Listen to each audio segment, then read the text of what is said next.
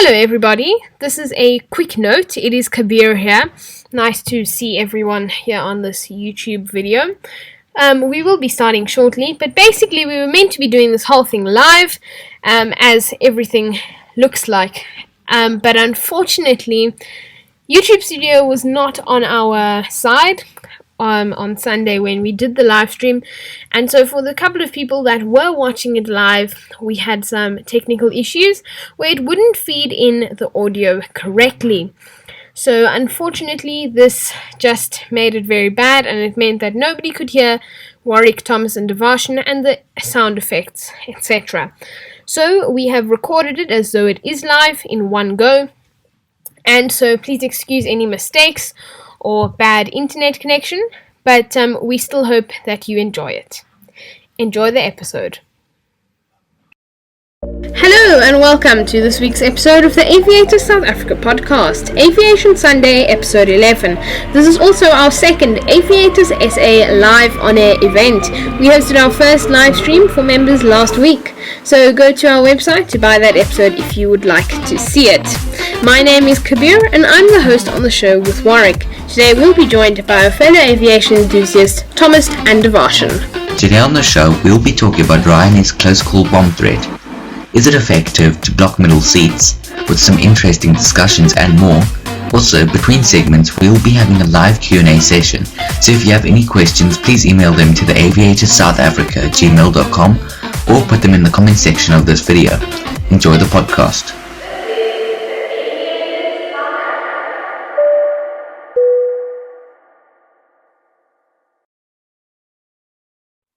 This episode is in association with African Pilot magazine. Subscribe to Africa's finest aviation magazine today. For more information, go to www.africanpilot.co.za. This week, Ryanair, an Irish budget airline, found a rather worrying note in the bathroom on one of their Boeing 737s. The flight was bound for Krakow from Dublin. Ryanair has confirmed the pilots made the distress call when a note was discovered in one of the lavatories claiming that there were explosives on board the plane. This was such a large distress call that the RAF sent 2 Eurofighter Typhoon jets to accompany the aircraft upon landing. The plane landed without incident and taxied to a remote stand allocated for security alerts. All passengers were able to disembark safely. There have been reports of armed police, ambulances and other emergency services present at the scene. However, with an emergency like this, it's unlikely that anyone would have not sent emergency vehicles.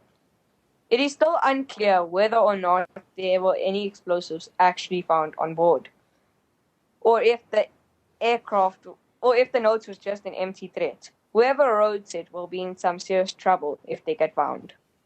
The pilots of the flight said, aircraft and passengers are being checked by the UK police, who will decide when they may travel onwards to Dublin on a spare aircraft. At least they have enough spare aircraft for the passengers waiting in Krakow. This is where the flight was supposed to land, and also for the passengers who have been cleared and checked in Stansted.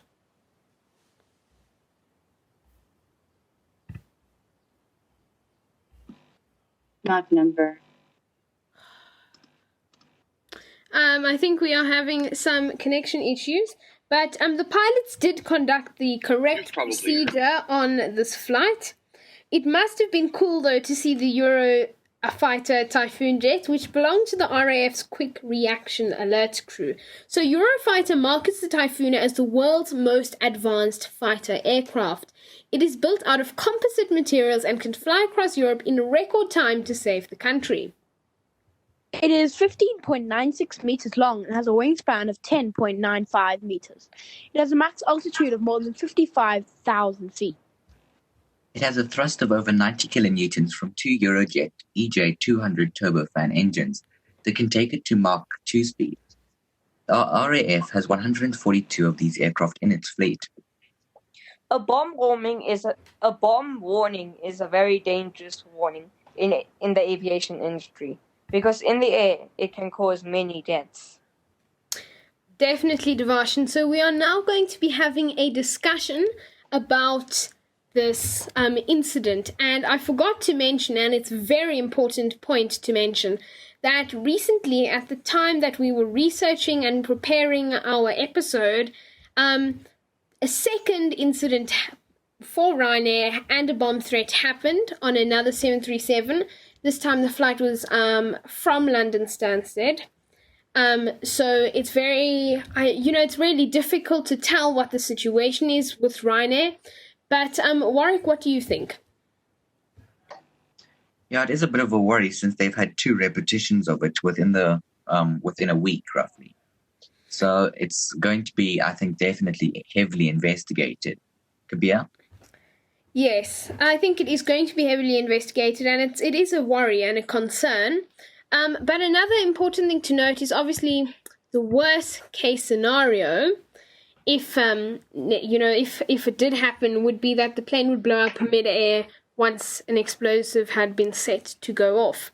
It's also still unclear, even with this ongoing investigation for both aircraft going on, it's unclear whether or not there were any explosives on board.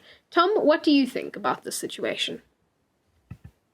So I mean, like, it's obviously it's a very dangerous situation, and whether or not there were explosives on board, regardless, it's still, someone who would do that is just they're mad. And even if it wasn't, if there were no explosives on board, there's no risking it. You have to take the necessary precautions, even if it is an empty threat. Because there's always still a chance it's a real threat, and in that case, hundreds of lives could possibly be lost. So, Warwick? It's also, I'm a bit confused about why the RAF sent 2 Eurofighter Typhoon jets to accompany the aircraft. Because even if, say, the bomb had gone off, what difference would they have made? The bomb still would have gone off and everybody on board would most likely have been killed. Kabir? So that is a question. Initially, when I saw the story, I was wondering, but I suppose it's kind of like a warning.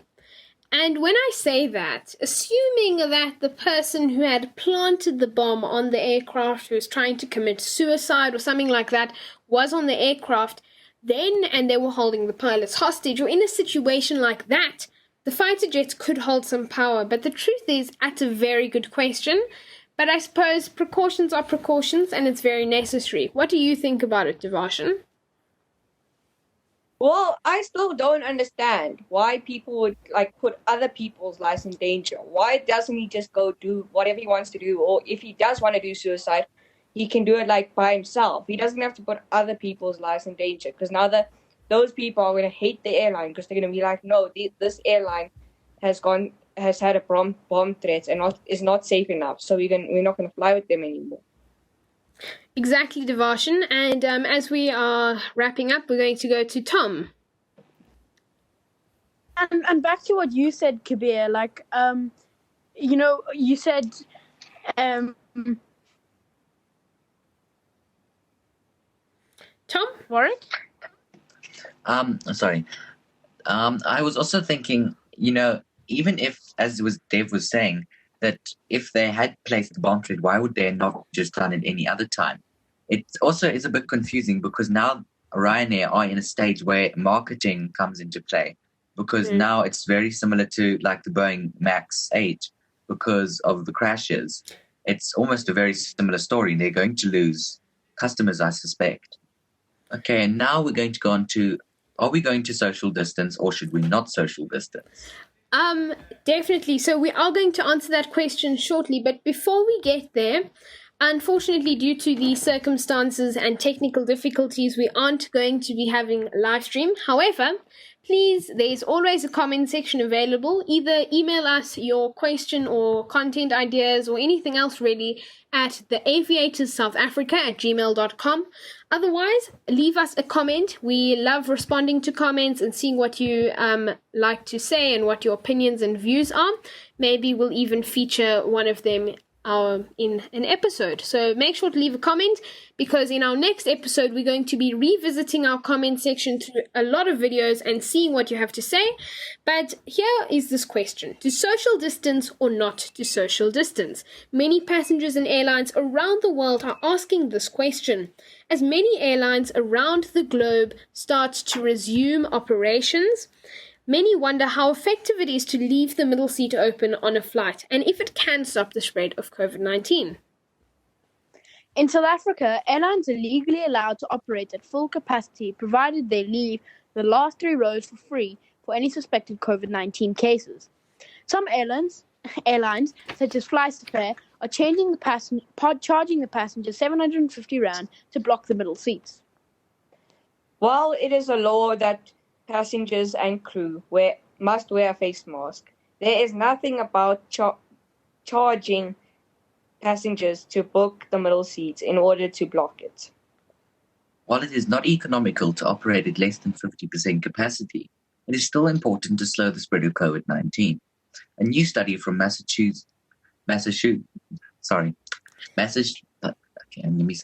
MIT has found that blocking the middle seats are effective in preventing droplets from spreading throughout the cabin. Many people do say that the middle seat is not much space between passengers, which is true considering that aircraft are built in a very small size, and as a result are really wondering about its effectiveness. However, when you combine social distancing, wearing face masks, and spacing out the passengers in the aircraft, it does then make sense. Social distancing in airlines also implies leaving a row empty between the rows where passengers are seated. While this may not be economical for airlines, it is what is required to bring airline passengers back to the skies once again. That is completely true, Tom. And I also think it's interesting. So, although MIT's One University Massachusetts Institute for Technology in Boston, although it's one university, that study holds a lot of weight. And a lot of people are saying, no, this is just one university, so this is all rubbish. But the truth is, it makes sense because, like Devarshan said, social distancing on aircraft implies leaving a row between the passengers. So if you think about that, even though that's probably about half a meter in itself, it just depends because some people say that the virus is airborne, and so we are in the stage where we don't know anything, and we are trying to basically kill off something that is invisible, but we are trying to prevent the spread of something that is invisible, and we know nothing about this. Warwick, what do you think about this? I was about to say, also, FlySafair, it is an interesting way which they're working in with having to pay 750 Rand to block the middle seats, because it is one way to make some money despite the fact that you're not flying at full capacity. It's essentially making up for those lost passengers which could have been in those seats. But it is almost unfair in a way, and that some people are just trying to be safe and they need to get somewhere. But in that way, they're going to have to pay if they want to be safe. Whereas most airlines around the world, as we've been seeing, are putting these safety precautions in as standard. Tom? I'm gonna play almost the devil's advocate here, and I'm gonna let's just say, for argument's sake, that social distancing on the plane.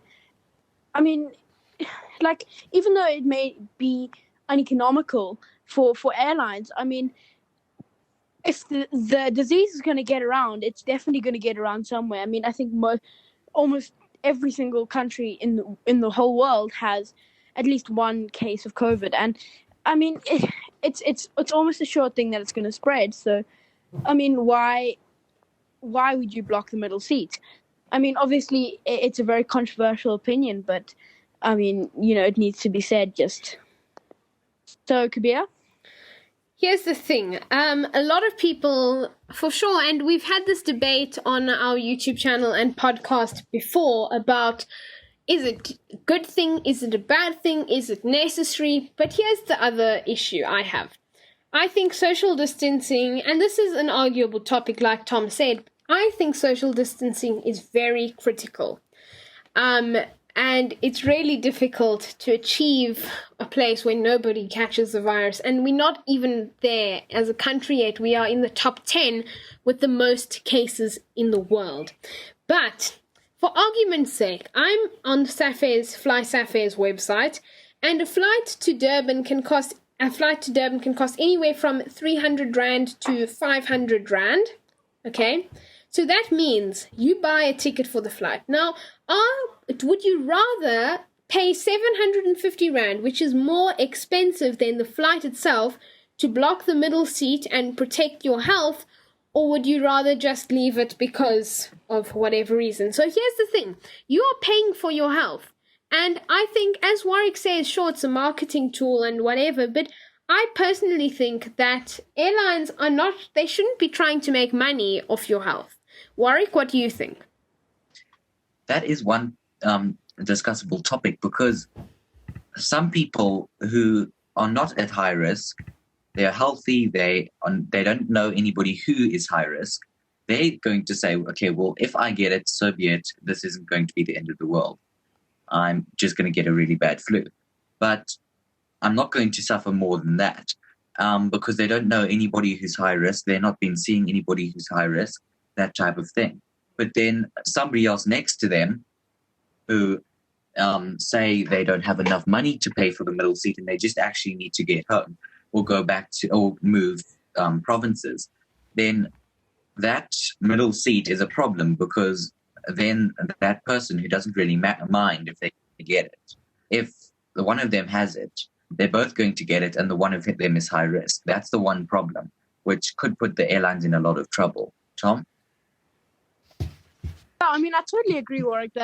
It's just one of the things. But I mean, I think, in my opinion, that what Fly Safair is doing is, I mean, and this is a strong opinion, but it's unacceptable. I mean, to literally hold back someone's health because they don't have enough money to pay the extra, more than even what's the flight. So you're doubling over 100% of what it's worth, just so that you can get a tiny bit of social distancing. I think that's completely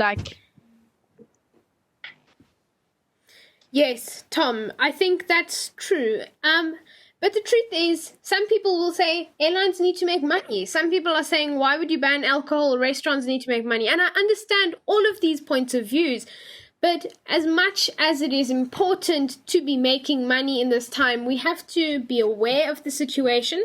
So a lot of airlines in the US, okay, and the US, there's basically no law about face masks for the entire country.